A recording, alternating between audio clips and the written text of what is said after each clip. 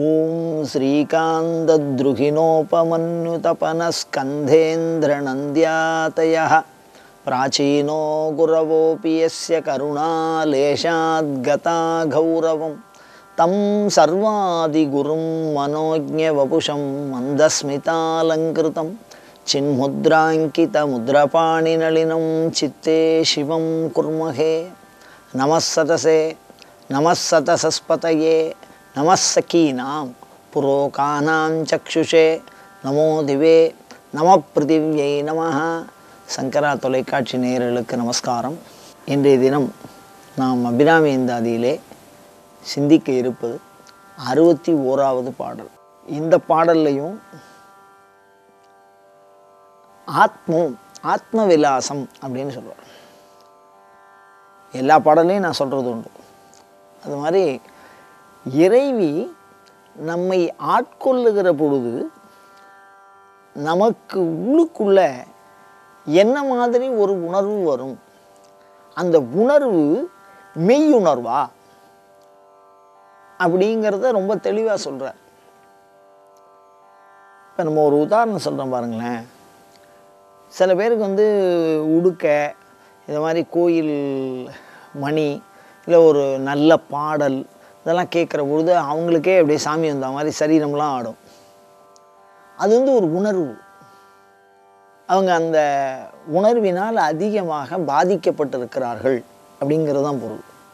ஆனால் சாமி வர்றது தெய்வமுறுதல் அப்படிங்கிறது வேறு, அதனினும் முற்றிலும் மாறானது. அது இயல்புகளுக்கும் அந்த சுபாவத்துக்கும் சம்மந்தமே இருக்காது. அந்த மாதிரி சொல்லுவாங்க.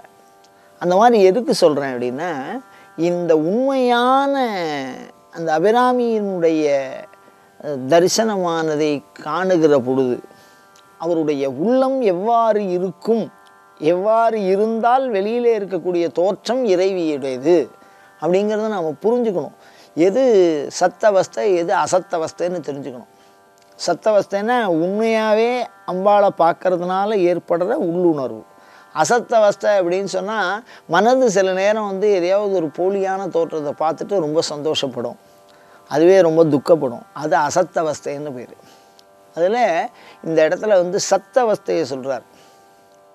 என்ன சொல்கிறார் அப்படின்னா, நாயேனையும் இங்கு, நாய் போன்ற என்னையும், வேற வஸ்துவே கிடைக்கலையா. மாணிக்க வாசகரும் நாயின்னு தான் சொல்கிறார், அபிராமி பட்டரும் நாயின்னு தான் சொல்கிறார். நாய்க்கு மாத்திரம் என்ன சிறப்பு அப்படின்னா, ஆத்ம ஞானம் உண்டு நாய்க்கு. அது என்ன அப்படின்னா, பழைய காலத்துலலாம் வீரர்கள் சண்டை எடுக்கிற பொழுது கூடவே ஒரு நாய் வளர்ப்பா, காலாட்படை சண்டை எடுக்கிற பொழுது. இப்போவும் பார்த்தீங்கன்னா இந்த ஐனார் கோயிலில் வீரன் ஒரு சிலை போட்டிருப்பாங்க, அது பக்கத்தில் ஒரு நாய் போட்டிருப்பாங்க. அதுக்கு காரணம் என்ன அப்படின்னா, யுத்த காலத்தில் சண்டை நடக்கும்போது கத்தியால் ஒத்தனை வெட்டிப்பா. அப்படி வெட்டும்போது கை தனியாக, கால் தனியாக, தலை தனியாக போயிடும். பெரிய ஒரு 100 பேர் கலந்து ஒரே தெரியாக எல்லோரும் ஒருத்தர் வெட்டிண்டா யார் தலை எங்கே ஊழ்ந்ததுன்னே தெரியாது. அதை அந்த வீரனுக்கு உரியவர்களே சென்றாலும் கண்டுபிடிக்க முடியாது. ஏன்னா ஒரே மாதிரி கவச்சம் அணிந்திருப்பார்கள், ஒரே மாதிரி தலை கவச்சம் அணிந்திருப்பார்கள். அந்த மாதிரி இருக்கிறத வச்சு அதை தேடி கண்டுபிடிக்கிறதுங்கிறது ரொம்ப கஷ்டமாக இருக்கும். ஆனால் பழைய காலத்தில் என்ன பண்ணுவான்னா, அந்த வீரர்கள் நாயினை வளர்ப்பார்கள். அந்த நாய் கரெக்டாக போய் தூக்கின்னு வந்துடும். அந்த எஜமானுடைய வாடை அதுக்கு தெளிவாக தெரியும். அவருடைய உறுப்பு எங்கே இருந்தாலும் அதை கொண்டு ஒன்றா சேர்க்கும். அதனால தான் வீரன் வளர்த்தா அது பக்கத்துலேயே நாய் சிலை போடுறது வழக்கம். அந்த மாதிரி இந்த இடத்துல நாயினையும் அப்படிங்கிற வார்த்தை ஒரு காரணமாக போடுறார். வெறும் ஒரு இழிவுபடுத்தி சொல்லுவது அப்படிங்கிறது வேற. நாய் என்பது ஆன்ம உணர்வுடையது. சகுன சாஸ்திரம் என்ன சொல்லுவோம்னா, நாய் ஒரு விதமாக குறைக்கும், அதே ஊளையிடும். அந்த மாதிரி ஊளையிடுகிற பொழுது மரணம் சம்பவிக்கும் அந்த தெருவில் யாருக்காவது அப்படின்னு சொல்கிற ஒரு வழக்கம் இருக்குது. காரணம் என்ன அப்படின்னா, யமன் வருவது அதற்கு தெரியும். பிராணனை பிரிக்கின்ற சக்தி, பிராணனை எந்த சக்தி பிரிக்கிறதோ அந்த சக்தி நாய்க்கு தெரியும். அப்போ பிராணனை பற்றின ஞானம் இருக்கிறதுக்கு, ஆத்மாவை பற்றின ஞானம் அதுக்கு இருக்குது. அவ்வளவு சிறப்பு நாய்க்கு. என்றாலும் அவர் என்ன சொல்கிறார் இந்த இடத்துல, நாயேனையும் அப்படின்னா இழிவு பொருளில் சொல்கிறார். இங்கு ஒரு பொருளாக நயந்து, என்னையும் மதிச்சு இங்கு ஒரு பொருளாக நயந்து வந்து, இல்லை நயந்து உவந்து, நயந்து வேறு அம்பாள் வரா, உவந்து வரா, சந்தோஷமாக வரா, வரணும்னு வரா, அனுகிரகம் பண்ணணும்னு வரா. இங்கு ஒரு பொருளாக நயந்து உவந்து வந்து, அதான் நயந்து வந்து. நீயே நினைவின்றி ஆண்டு கொண்டாய். எப்படிம்மா எனக்கு என்னை வந்து நீ ஆட்கொண்ட? அபிராமி பட்டர் வியக்கிறார். ஏன் அப்படின்னா, நீ ஏதோ தப்பாக வந்துட்ட போல இருக்கு. நீயே நினைவின்றி. என்ன காரணம் அப்படின்னா, அவர் தவம் பண்ணலை, மிகச்சிறந்த பூஜை பண்ணலை, மிகச்சிறந்த ஜபம் பண்ணலை, இப்படி தவம் செய்யவில்லை, தியானம் செய்யவில்லை, பூஜை செய்யவில்லை. அப்படி அவைகளெல்லாம் செய்தால் மாத்திரமே நீ முன்னால் வருவாய். இதுதான் காரணக்காரிய அடிப்படையிலே நாங்கள் யோசித்து வைத்திருக்கிற உண்மை. அப்படி நான் ஜபமும் பண்ணலை, பூஜையும் பண்ணலை, தியானமும் பண்ணலை, நீ திடீர்னு என் முன்னாடி வந்து நிற்கிறியே. நீயே நினைவின்றி ஆண்டு கொண்டாய். இப்படி அதே மாதிரி எனக்கு ஒரு நல்ல எண்ணம், நல்ல தகுதி இதெல்லாம் இருக்கான்னா அபிராமி பட்டர் இழிவுபடுத்துகிறார் தன்னை. ஆசைக்கடலுள் அகப்பட்டு அருளற்ற அந்தகன் கை பாசத்தில் அல்லற்பட. அந்த மாதிரி இருக்கு என்னுடைய மனசு. அப்போ இந்த மாதிரி ஒரு நல்ல சிந்தனைகளோ, இறைத்தன்மை சார்ந்த ஒழுக்கங்களோ, அது சம்பந்தமான எதுவுமே இல்லாத போது நீ முன்னாடி வந்து நிற்கிறேன்னா, இதெல்லாம் பண்ணுறவாளுக்கு தான் நீ முன்னாடி வருவே. அதனால் நீ நினைவில்லாத வந்துட்டியோ அப்படின்னு நம்பால பார்த்து கேட்குறார். நீயே நினைவின்றி ஆண்டு கொண்டாய். எனக்கு அனுகிரகம் பண்ணிட்ட. நின்னை உள்ள வண்ணம் பேயேன் அறியும் அறிவு தந்தாய். இந்த வார்த்தையை பாருங்க. இந்த உள்ள வண்ணம், சுவாமியை உள்ள வண்ணம் பார்க்கறதுங்கிறது வேற. சத்திய தரிசனம்னு பேர். இது தரிசனத்தில் பலவிதமான தரிசனம் இருக்கு. அதில் அபிராமியை உள்ள வண்ணம் பேயேன் அறியும் அறிவு தந்தாய். அந்த உள்ள வண்ணம் உணர்ந்துக்கிறதுக்கு அம்பாளுடைய அனுகிரகம் இல்லாமல் அதை உணர்ந்துக்கவே முடியாது. ஒரு லோக பிரசித்தமான ஒரு உதாரணம் பாருங்களேன். அர்ஜுனன் கிருஷ்ணன் அந்த திவ்ய சக்ஷுன்னு ஒன்று கொடுக்குறார். அந்த மாதிரி அதை வாங்கினத்துக்கு அப்புறம்தான் அவர் எப்படிப்பட்ட ஒரு மகத் அப்படிங்கிறத அர்ஜுனன் உணர்ந்து கொள்ளுகிறார். அப்படி அந்த அந்த அனுகிரகம் வாங்கினதுக்கு அப்புறம் அவர் கிருஷ்ண பரமாத்மா உணர்ந்துக்கிறது வேறு விதமாக இருக்குது. ஆனால் அதுக்கு முன்னாடி எப்படி உணர்ந்திருப்பான்? ஒரு உறவுக்காரங்கிற முறையில் உணர்ந்திருப்பான். ஒரு உறவு, அந்த உறவில் உணர்ந்திருப்பான். ஒரு சக மன்னர்கள், ஒரு மன்னருக்கும் ஒரு அடுத்த தேசத்து மன்னனுக்கும் என்ன உறவு இருக்கும், அந்த மாதிரி உணர்ந்திருக்கா ரெண்டு பேரும். ஆனால் அந்த திவ்ய சக்ஷுஸ் வாங்கினா தான் தெய்வத்தன்மை உடையவராக உணர முடியும். அதை தான் நான் சொல்கிறேன். நின்னை உள்ள வண்ணம் பேயேன் அறியும் அறிவு தந்தாயினார். அப்படி சத்திய தரிசனத்தை உணர வைக்கணும். அது பேயேன்னு தன்னை எதுக்கு சொல்லிக்கிறார் அப்படின்னு சொன்னால், பேய் அப்படி சொன்னால் மிகுந்ததுன்னு அர்த்தம், உடல் பற்று கொண்டது அப்படின்னு. பேய்னா என்ன அப்படின்னு சாஸ்திரங்கள் என்ன சொல்லியிருக்குன்னா, அதாவது உடல் அழியும் வரை ஆன்மா தனியாக இருக்கின்ற நிலைக்கு பேயின்னு பேர். அந்த நிலையில் யாருக்குமே அறிவு கிடையாது. சுவாமியே தான் அனுகிரகம் பண்ணுவார். பைரவருக்கு தான் அந்த வாகனம் உண்டு. பூத பிரேத பிசாச்ச நாத வடுகம் க்ஷேத்திரஸ்ய பாலம் சிவம்னு சொல்லியிருக்கு. அப்போ பேயாக இருந்தால் அறிவாக இருக்கிறதுக்கு வாய்ப்பே இல்லை. அப்படி ஒரு பேய் போன்ற என்னை நானே அறியாத நிலையிலே இருக்கக்கூடியவனுக்கு, அஞ்ஞானத்திலே மூழ்கி இருக்கிறவனுக்கு அப்படி ஒன்று தெரிஞ்சுக்கிறதுக்கு எந்த ஒரு வாய்ப்பும் இல்லை.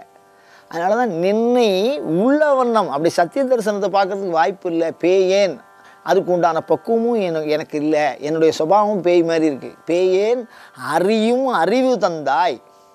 அப்படி உமையம்மையை அறிந்து கொள்ளுகின்ற அறிவை உமையம்மையே கொடுத்தா. வேற யாராலையும் கொடுக்க முடியாது. அதுதான் கடைசியில் அதனுடைய வியப்பை சொல்கிறார். என்ன பேரு பெற்றேன்.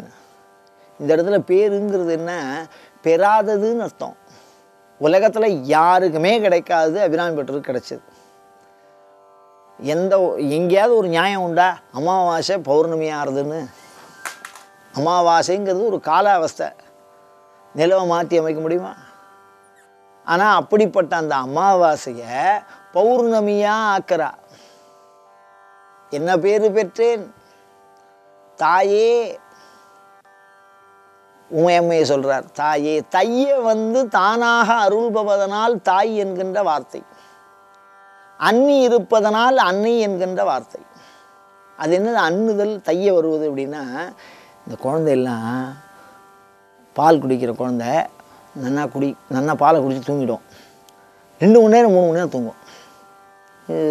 தாய் என்ன பண்ணுவா, ஒரு 2 மணி நேரம் ஆகிடுது இந்த குழந்தை ரொம்ப தூங்கிகிட்டே இருக்கே அப்படின்னு அதை களைச்சுட்டு தானே பால் கொடுத்து திருப்பி தூங்க வைப்பா, தான் விழிச்சுன்னு இருந்து.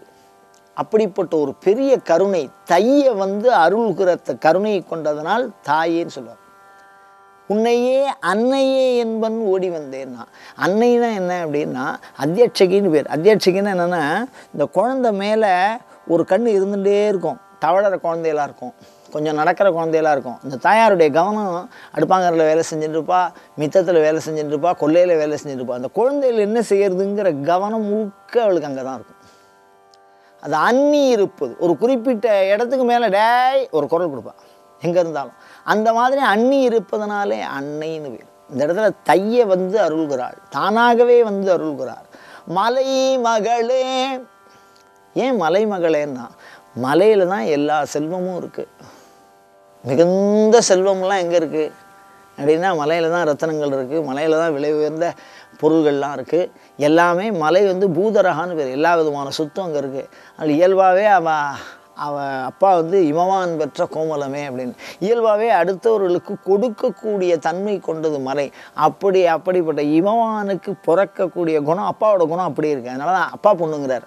மலை மகளே, வாரி வழங்குகிற குணம், பலன்களை எதிர்பார்க்காது வாரி வழங்குகிற குணம். மலை மகளே, தாயேன்னார், தையை அருள்கிற குணம். மலை மகளேன்னார், அவள் அப்பா குணம் வாரி வழங்குறது. அதுக்கு வல்லமைத்தன்மை வேணுமோ இல்லையோ, மலைகிட்ட எல்லாமே இருக்குது. ஏன்னா எல்லா தேவர்களும் முடிவில் போய் எங்கே நிற்கிறான்னா கைலாசத்தில் நிற்கிறான்னா. அந்த கைலாசம் எல்லா விதமான தேவர்களுக்கு வேண்டியப்பட்டதும் அங்கேயே இருக்குது, அசுரர்களுக்கு வேண்டியதும் அங்கேயே இருக்குது, மானுடர்களுக்கு வேண்டியதும் அங்கேயே இருக்குது. அதனால தான் எல்லாவற்றையும் கொடுக்க உள்ளது மலை. அதனால் மலை மகளே, செங்கன்மால் திரு தங்கச்சியே.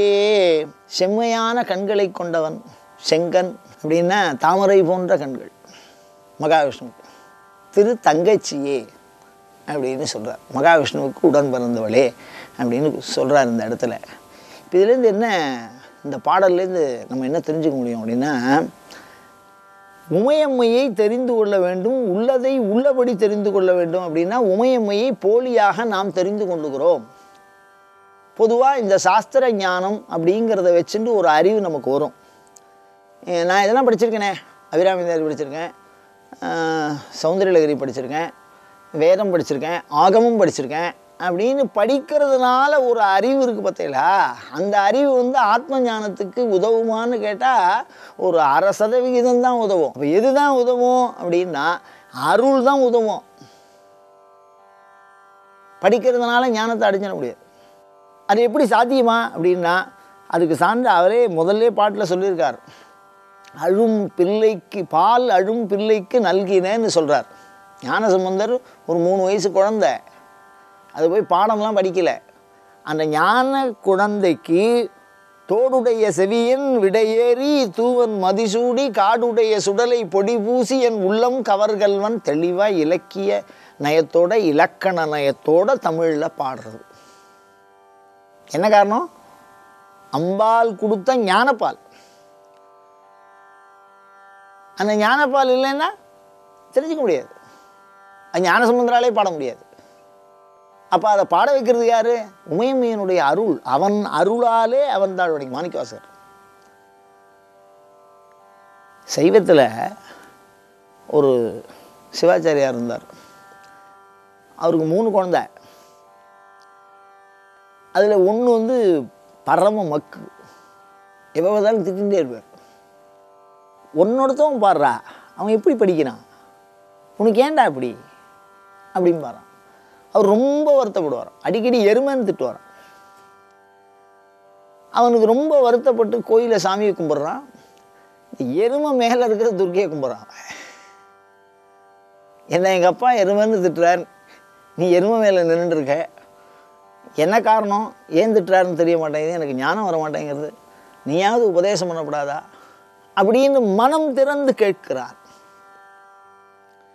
ஒரு காலகட்டத்தில் அவர் மிகப்பெரிய சாஸ்திரத்துக்கு பாஷ்யம் எழுதுகிறார். சித்தாந்த சாராவளின்னு பேர் இந்த சாஸ்திரத்துக்கு, சித்தாந்தத்துக்கு பாஷ்யம் எழுதுகிறார். அப்படி எழுதுகிற போது ஒரு ஸ்லோகம் சுத்தமாக குழம்புறது, எங்கே சுற்றியும் பொருள் வரல. பெரியவனை கூப்பிட்டு கேட்குறார், அவரோட குருவை கூப்பிட்டு கேட்குறார், மற்ற ஆளையெல்லாம் கூப்பிட்டு கேட்குறார், அந்த பொருள் விளங்கலை. இவன் சாதாரணமாக சொன்னான் அந்த பொருளுக்கு விளக்கம், தூக்கி வாரி போட்டு இதுக்கு நீயே பாஷ்யம் பண்ணுறான்னு விட்டுட்டார். அந்த சாஸ்திரத்துக்கு அவர் பாஷ்யம் பண்ணினார். ஏன்னா அந்த சாஸ்திரத்தை பாஷ்யம் பண்ணுறதுக்கு உண்டான ஞானத்தை சாக்ஷாத் ரௌத்ர துர்கா அனுகிரகம் பண்ணியிருக்கா. திரிலோச்சன சிவாச்சாரியார்னு அவருக்கு பேர். 3வது கண்ணை பெற்றார்.